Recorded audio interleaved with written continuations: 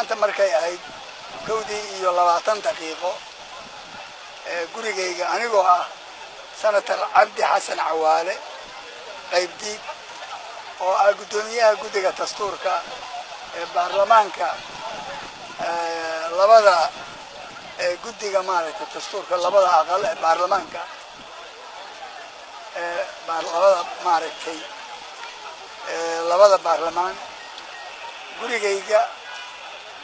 oo aan deganahay ayaa waxaa soo maanta weeraray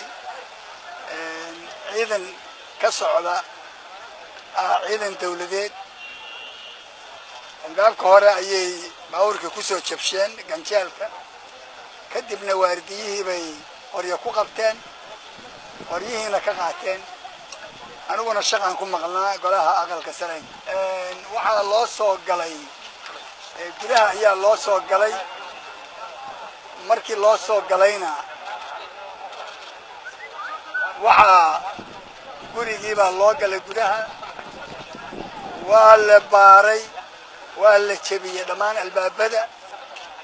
meel walbana way galeen armaajooyinkiina way soo daadiyeen wixii ku jiray qolalkii guriga dibadda banaanka qolalkii dibadda iyo qolalkii gudaha dadkii ku jiray oo dhan way hansaab gareeyeen taleefanadii bay xaaskaygii iyo gabadhaydii ka aruursadeen xaaskii oo masqusha ku jirtana masqushay ku jebiyeen oo ugu galeen ciidankaasi baaris kadib